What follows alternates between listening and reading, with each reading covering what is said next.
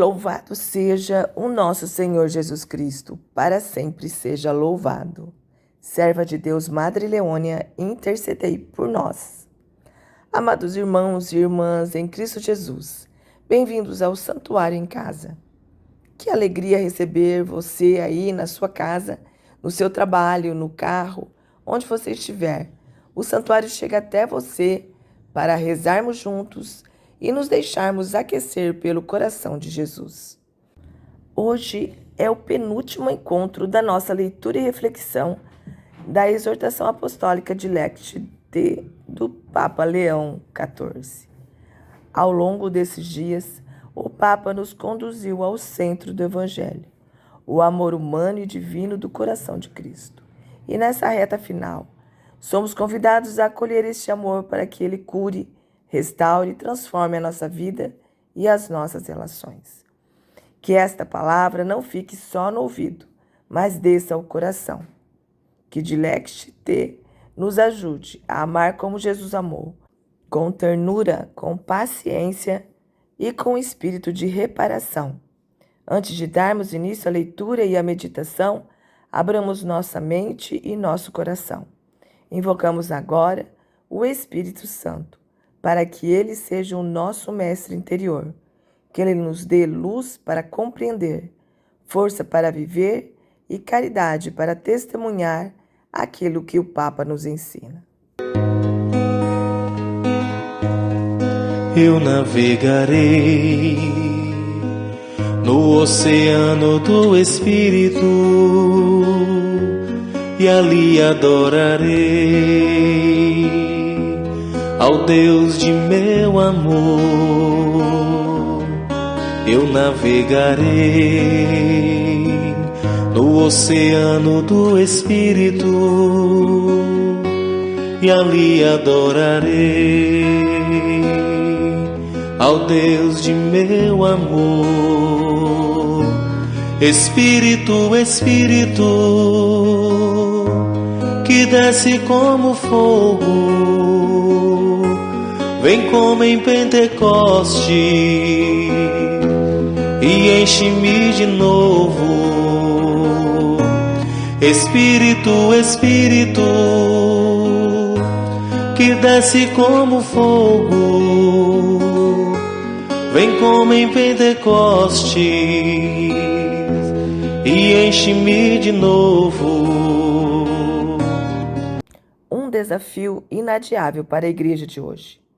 Numa época particularmente difícil para a igreja de Roma, quando as instituições imperiais estavam a ruir sob a pressão dos bárbaros, o Papa São Gregório Magno advertiu assim os seus fiéis. Todos os dias podemos encontrar Lázaro se o procurarmos, e todos os dias nos deparamos com ele, mesmo sem o procurar. Eis que os pobres, que se apresentam de forma insistente a fazer-nos pedido, poderão um dia interceder por nós. Não desperdiceis, portanto, as oportunidades de agir com misericórdia, e não negligencieis os remédios que recebestes. Ele desafiava corajosamente os preconceitos disseminados contra os pobres, como aquele que os considerava responsáveis pela sua própria miséria.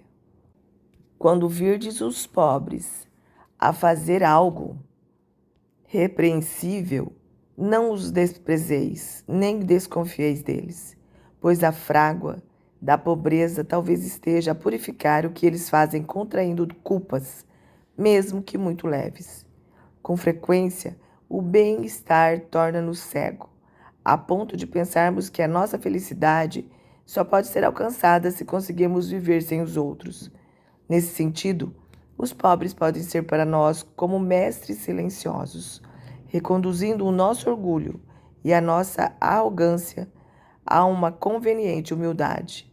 Se é verdade que os pobres são sustentados por aqueles que têm meios econômicos, certamente também é possível afirmar o contrário. Esta é uma experiência surpreendente, testemunhada pela tradição cristã, e que se torna uma verdadeira reviravolta na nossa vida pessoal, quando percebemos que são precisamente os pobres que nos evangelizam. De que modo? no silêncio de sua condição. Eles colocam-nos diante da nossa fraqueza. O idoso, por exemplo, com a fragilidade do seu corpo, lembra-nos a nossa vulnerabilidade, ainda que a tentemos esconder por trás do bem-estar ou das aparências. Além disso, os pobres fazem-nos refletir sobre a inconsistência daquele orgulho agressivo com que muitas vezes enfrentamos as dificuldades da vida. Em suma, eles revelam a nossa precariedade e o vazio de uma vida aparentemente protegida e segura. A este respeito, ouçamos novamente São Gregório Magno. Ninguém, portanto, se sinta seguro dizendo: eu não roubo os outros, mas usufruo apenas dos bens recebidos licitamente. Pois o rico Epulão não foi punido porque quis para si os bens alheios, mas por se ter descuidado de si mesmo depois de ter recebido tantas riquezas. A sua condenação ao inferno foi determinada porque na felicidade não conservou o sentimento do temor, tornou-se arrogante pelos dons recebidos e não teve qualquer sentimento de compaixão. Para nós, cristãos, a questão dos pobres remete-nos à essência da nossa fé. A opção preferencial pelos pobres, ou seja, o amor que a Igreja tem por eles, como ensinava São João Paulo II, é decisivo e pertence à sua constante tradição, impele-a a dirigir-se ao mundo no qual, apesar do progresso técnico-econômico, a pobreza ameaça assumir formas gigantescas. A realidade é que, para os cristãos, os pobres não são uma categoria sociológica, mas a própria carne de Cristo. Com efeito, não basta limitar-se a enunciar de modo genérico a doutrina da encarnação de Deus. Para entrar verdadeiramente neste mistério, é preciso especificar que o Senhor se faz carne, que tem fome e sede, que está doente e na prisão. A Igreja pobre para os pobres começa a dirigir-se à carne de Cristo.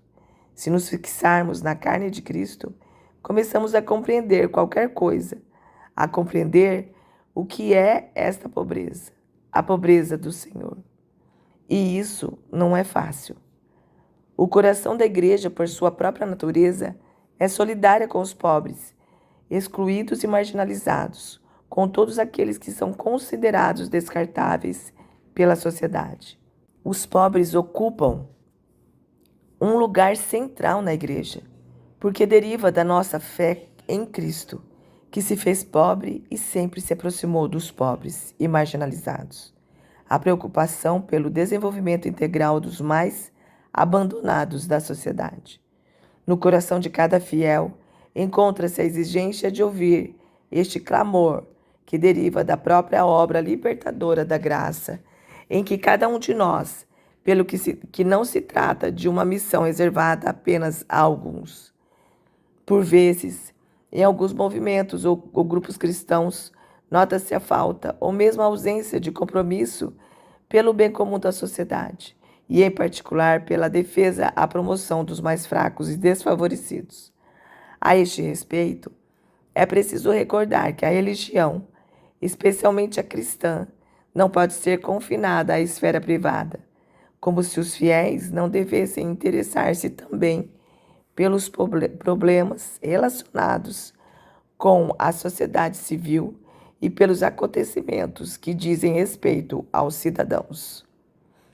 Na realidade, qualquer comunidade na Igreja, na medida em que pretender subsistir tranquila sem se ocupar criativamente nem cooperar de forma eficaz para que os pobres vivam com dignidade e haja a inclusão de todos, correrá também o risco de sua dissolução, mesmo que fale dos temas sociais ou critique os governos. Facilmente acabará submersa pelo mundanismo espiritual, dissimulado em práticas religiosas, reuniões infecundas ou discursos vazios. Não estamos a falar apenas da existência e do necessário compromisso com a justiça. Os fiéis devem responder também por uma outra forma de incoerência em relação aos pobres. Na verdade, a pior discriminação que sofrem os pobres é a falta de cuidado espiritual. A opção preferencial pelos pobres deve traduzir-se principalmente numa solicitude religiosa privilegiada e prioritária. Todavia, tal atenção espiritual aos pobres é posta em causa por certos preconceitos, mesmo por parte de cristãos, porque nos sentimos mais à vontade sem os pobres. Há quem continue a dizer: o nosso dever é rezar e ensinar a verdadeira doutrina. Mas, desvinculando este aspecto religioso da promoção integral, acrescentam que só o governo deveria cuidar deles, ou que seria melhor deixá-los na miséria e ensinar-lhes antes a trabalhar. Além disso, assumem-se às vezes critérios pseudocientíficos para dizer que a liberdade do mercado levará naturalmente à solução do problema da pobreza. Ou ainda, opta-se por uma pastoral das ditas elites, defendendo-se que, em vez de perder tempo com os pobres, é melhor cuidar dos ricos, dos poderosos e dos profissionais, para que através deles seja possível alcançar soluções mais eficazes. É fácil perceber a mundanidade que se esconde por trás dessas opiniões. Elas levam-nos a olhar para a realidade com critérios superficiais e desprovidos de qualquer luz sobrenatural, privilegiando relações que nos tranquilizam e buscando privilégios que nos favorecem. Amém. Irmãos e irmãs, o Papa Leão XIV nos tira da zona de conforto. Ele nos lembra que Jesus continua passando por nós todos os dias na pessoa dos pobres. Às vezes como Lázaro à porta, outras vezes como idoso frágil, como quem pede pão, como quem não tem voz. São Gregório Magno já dizia: não desperdicemos as oportunidades de misericórdia, porque os pobres não são um problema para resolver, são mestres. Eles nos desarmam, quebram nosso orgulho e nos mostram que somos frágeis, que dependemos uns dos outros e de Deus. A igreja não pode ser igreja se virar as costas para a carne de Cristo, que tem fome, sede e está sozinha. O coração da fé é esse: reconhecer Jesus no mais pequeno. E se fecharmos o coração, corremos o risco de uma fé vazia, de um mundanismo espiritual. Que o Espírito Santo nos dê olhos para ver e mãos para acolher. O Papa retoma São Gregório. Os pobres nos evangelizam. Eles nos lembram da nossa vulnerabilidade. O idoso, doente, quem pede ajuda, expõe o vazio de uma vida que só busca conforto e aparência. Quem é o Lázaro que Deus colocou na minha porta esta semana? Tem olhado com compaixão ou com pressa e julgamento? Para o cristão, pobre não é categoria social, é o próprio Cristo. Tive fome e me deste de comer. A opção preferencial pelos pobres não é ideologia, é Eucaristia vivida, é reconhecer Jesus na carne ferida. Minha fé se traduz em gestos concretos? Ou ficou só na doutrina e na oração, sem chegar ao irmão? O Papa alerta: uma comunidade que se fecha, que diz isso é problema do governo, ou vamos cuidar só dos ricos porque eles resolvem, cai num cristianismo de fachada. Pior discriminação aos pobres é a falta de cuidado espiritual e humano. Minha religião me aproxima dos esquecidos ou me deixa mais confortável longe deles? Estou servindo ou só me protegendo? Senhor, dai-nos um coração como o vosso, coração que não passa de longe, coração que vê, se compadece e se aproxima. Que o amor do vosso coração, do qual fala Dilecte Te, nos cure do orgulho e nos faça instrumentos de misericórdia. Vinde, Espírito Santo. Glória ao Pai, ao Filho e ao Espírito Santo, como era no princípio, agora e sempre. Amém. Amados irmãos e irmãs, chegamos ao fim de mais um encontro do Santuário em Casa. E que a palavra que meditamos hoje sobre os pobres, a carne de Cristo e o chamado do Papa Leão XIV na Dilexit possa descer do coração para as mãos. Que o amor do coração de Jesus nos torne mais mansos, mais solidários e mais atentos a quem sofre ao nosso lado. Antes de nos despedirmos, elevemos juntos a nossa oração. Senhor Jesus, coração manso e humilde, ensina-nos a ver-te no rosto dos pobres, a acolher-te em cada irmão ferido, a amar sem medir e a servir sem cansar. Que o teu amor repare em nós tudo aquilo que está quebrado e faça da nossa casa um pequeno santuário de paz. Nós vos consagramos este dia, esta noite e toda a nossa vida. Amém. Que o Deus de bondade, Pai, Filho e Espírito Santo, abençoe você, sua família e sua casa. Que o coração de Jesus guarde o seu coração. E que Nossa Senhora, Mãe do Santuário, cubra você com o seu manto. Amém. E na próxima terça, nos encontramos novamente e será o último programa da nossa caminhada da leitura e reflexão da exortação apostólica Dilexit do Papa Leão XIV. Venha concluir conosco este tempo de graça, acolhendo o último chamado do Papa a nos deixarmos transformar pelo amor do coração de Cristo. Muito obrigado por sua companhia. Fique em paz e até terça que vem no Santuário em Casa. Serva de Deus, Madre Leônia, intercedei por nós. Um certo dia, à beira-mar, apareceu um jovem galileu. Ninguém podia imaginar que alguém pudesse amar do jeito que ele amava. Seu jeito simples de conversar tocava o coração de quem o escutava. E o seu nome era Jesus de Nazaré. Sua fama se espalhou e todos vinham ver o fenômeno do jovem pregador que tinha tanto amor. Naquelas praias, naquele mar, naquele rio, em casa de Zaqueu, naquela estrada, naquele sol, e o povo a escutar histórias tão bonitas. Seu jeito amigo de se expressar enchia o coração de paz tão infinita. E o seu nome era Jesus de Nazaré. Sua fama se espalhou e todos vinham ver o fenômeno do jovem pregador que tinha tanto amor.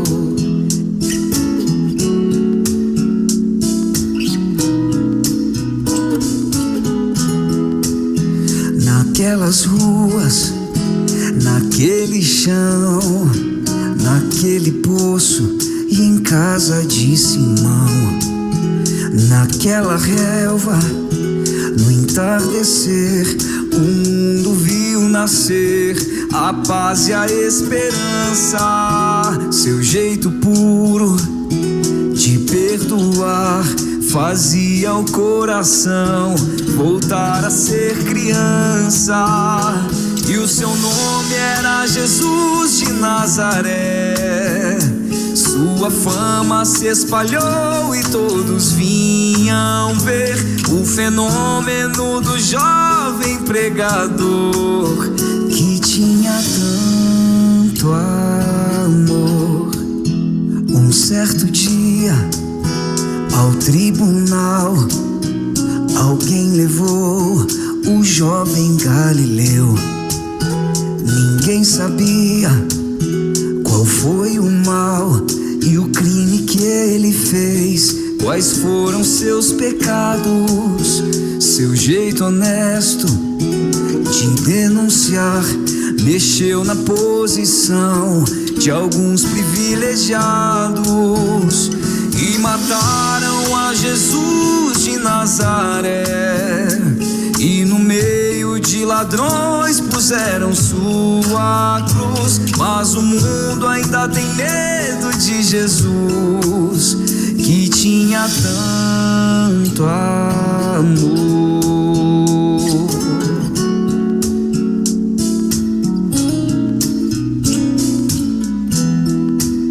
Vitorioso, ressuscitou, e após 3 dias a vida ele voltou. Ressuscitado, não morre mais, está junto do Pai, pois ele é o Filho eterno. Mas ele vive em cada lar, e onde se encontrar um coração fraterno, proclamamos a Jesus de Nazaré. Glorioso e triunfante, Deus conosco está. Ele é o Cristo, é a razão da nossa fé, e um dia voltará.